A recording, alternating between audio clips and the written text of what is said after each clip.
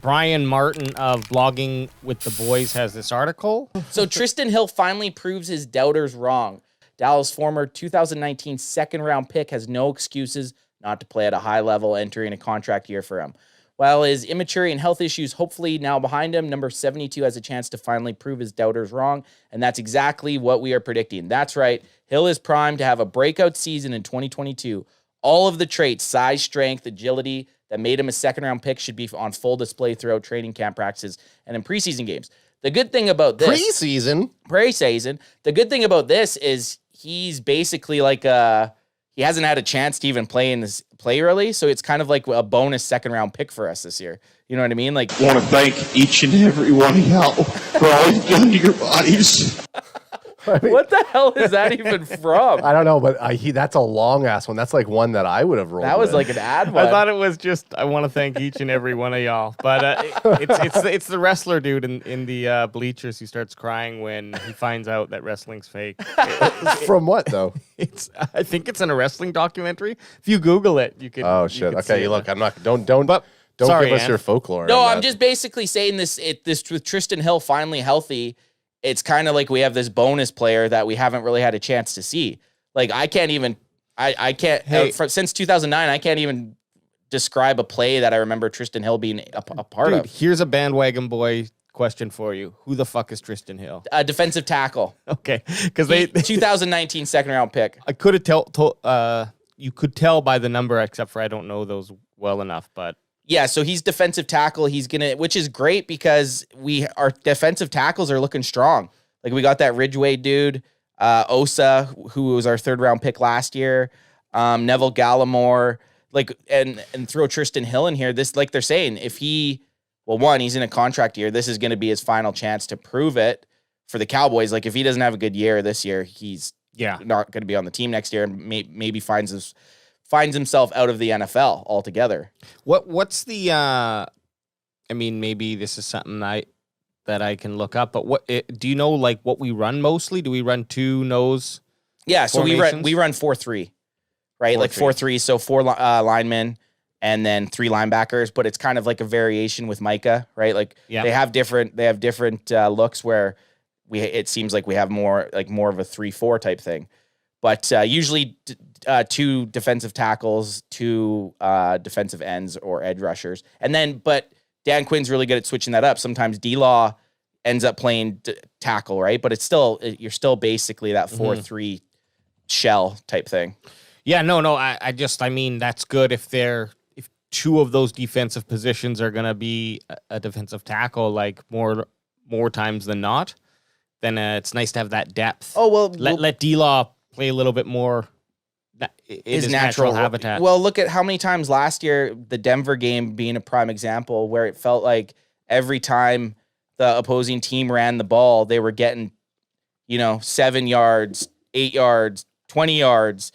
You get two huge big body defensive tackles in there that can stop the middle, and it's a huge part. You bounce them outside, and then you got guys like Micah and D-Law who can make the plays instead of these motherfucking running backs just open up the middle, free range right at LVE, who we know ain't making the tackle. Yeah. So it'd be good. Allegedly, it's been a long time since the Dallas Cowboys have had like a very strong front four. So hopefully Dallas is going for it. So hopefully Tristan Hill can finally figure his shit out, or he will be gone. Yeah. Well, you know what? Love it or hate it, this is what this type of season's blog articles are for. So I salute Brian, or whoever it was that wrote this. Brian, I salute him for finding something fun for us to go. Well, through. yeah, and it's like you said, you didn't even know who the fuck Tristan Hill was, right? So it's a good way. It's a good way to broaden our knowledge as Cowboys fans, and another guy that we can watch going through the season. Because now, say week 1, Tristan Hill comes through and gets a big sack on Tom Brady, he's going to be fresh in your mind, and you're like, he's sticking around. He's in a contract here. Kilo C says that you're in third down mode right now. Who is? Oh, hey, Tony Pollard, next point here. Tony Pollard shines. I always say that wrong, don't I? I don't know. But you know what we Jamie haven't Pollard. done yet? Tony Pollard. Crack 'em if Crack you 'em, got 'em. son. Crack him if you got him, baby. Crack 'em if you Well, is that Vegas? Yeah, it's the Vegas That's ad. the Vegas. Crack him if you got him, baby. Tony Pollard shines in versatile running back wide receiver role. Now, this is really interesting. Do you want me to read this one? Or, Yeah, you spit it. Spit Okay. it. Spit Tony it. Pollard may or may not be the next Deebo Samuel, but the Dallas Cowboys would be wise to finally use him in a similar type of running back wide receiver role in 2022. Already in minicamp and OTA practices, he's been spotted split out as a wide receiver in the slot more often, which hints to him being involved more offensively. But how much and how often remains to be seen. After putting up a total of over 1,000 yards, 1,056 total yards as a runner and receiver last season. So I think he had like 700 rushing yards and 300. Something like that. Yeah. And that doesn't even take into account his return yards either, Yeah. which is, the guy's like a switchblade. Yeah. Increase in touches should make number 20's production skyrocket in 2022. Don't be surprised at all to see him performing as one of the best playmakers the Cowboys have in training camp and preseason games. We all I haven't even been. Look, I'm so all over the place today. I was on Anth, and I had You haven't nothing even on. changed? Sam Williams challenges for starting job at right defensive We're end. back on the 5 bold predictions. Oh, Five shit. bold Okay. predictions.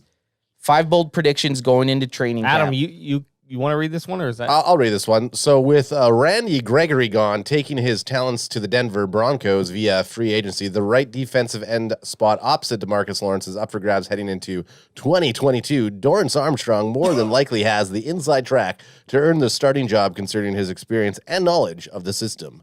But we can't rule out any other I players. can't even take anything I can't even concentrate on anything you're saying. All I'm thinking is, when is he going to stop? But we can't rule out other players like Dante Fowler, Taro Basham, Chauncey Golston, or Sam Williams. Who emerges as a favorite at right defensive end is a position battle to watch in training camp. With previous experience favors some of the other DEs who are probably ahead of him on the depth chart. Sam Williams' speed and athleticism is sure to catch the coaching staff attention. It's probably much more likely he will utilize a pass rush specialist as a rookie, but don't rule him out pushing for the starting job coming straight out of training camp.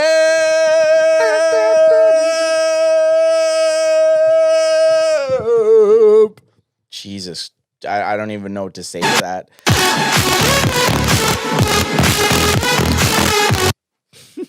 Well, I haven't had a fit like that in a while. I'm gonna be fitzing over here after that. But and we talked about the chances of Sam Williams actually starting, and they were very. they're pretty good. Well, it was 1 in 4, right? So Oh, so you mean that article. article due to statistical, not Sam Williams himself, Right. but a defensive lineman has a second-round defensive lineman has a 26% chance of becoming a starter in the NFL. So 1 in 4. But with our situation, I think Sam Williams, like, if you could get through ads, whatever voice that was, Randy. Hey, Kilo, since Anth has no idea what type of voice that is, can you tell him what type Was of it voice boxing? that was? I swear I'll never watch boxing. With the right defensive end position being where it is, Sam Williams has a great chance to start. I don't even think that's a really bold, to be honest, especially with the emergence of like Micah Parsons last year. I honestly think Boxing. Sam Williams has a very good chance. Well, if it is Boxing with the boys. Boxing with the boys. if it is an all year prediction, it's not very bold. No. If it's talking about the first week. First week, Might that be a little bold. if it would have said first week Yeah. starting, at some point, I you think would he hope will. your Wait, second round. you don't think that he's going to start? You don't think he's going to start first week? No, not. They just paid Dorrance Armstrong. They signed Fowler Jr. Like, they brought guys in and they acquired guys to be there. So if he beats out a couple vets, that's actually, like Alex said, if he beats out a couple vets to start week 1, that's a bold prediction.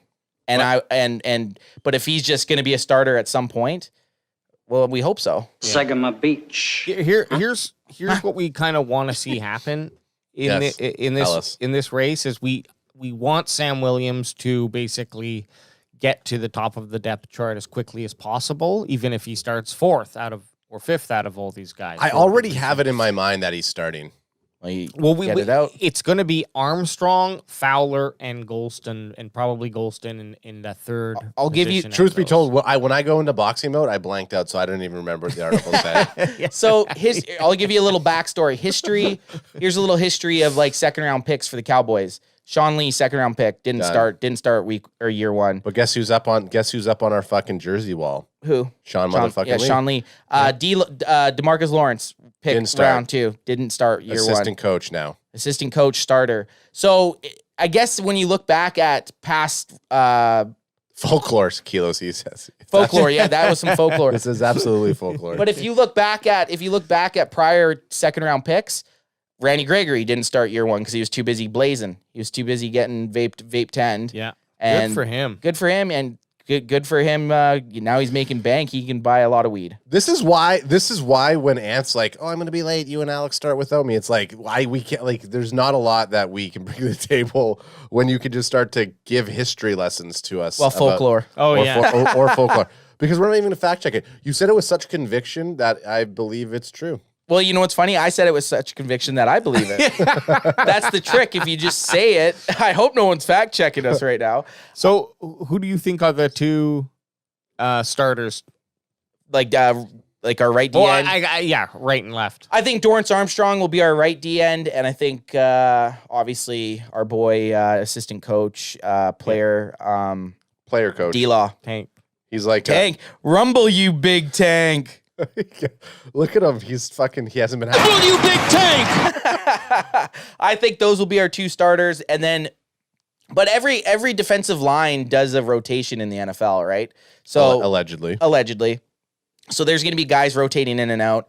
You just want the best, like 8 guys that can all be starters, but they're just going to elevate each other. Yeah, at the end of the day. And rotating in and out, keeping everyone fresh. If the skill level is plays out correctly, that's Timeout. Yeah. Time the fuck out. What? I just my eyes skipped past the 4th prediction and saw the 5th hop into the 5th. prediction. Leighton Vander Esch looks like his former Pro Bowl self.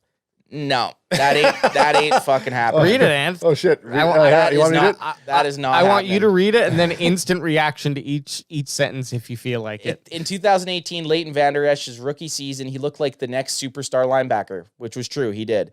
He accumulated a franchise rookie record, 140 tackles, 102 solo, 7 pass deflections, and 2 interceptions in 16 games with 11 starts. That production earned him his first and so far only Pro Bowl nomination. Since then, injuries and other issues have prevented him from producing those kind of numbers. Mm-hmm. Despite nearly a 4-year hiatus, things are shaping up nicely for LVE to return to his former Pro Bowl self in 2022 after signing a 1-year deal to return to the Dallas Cowboys. Not only did his play continue to improve down the stretch last season under the guidance of Dan Quinn, but he'll be leaned on heavily this season due to the current lack of depth at linebacker. Plus, playing next to a superstar like Micah Parsons should boost the level of play as well. I just think he's too...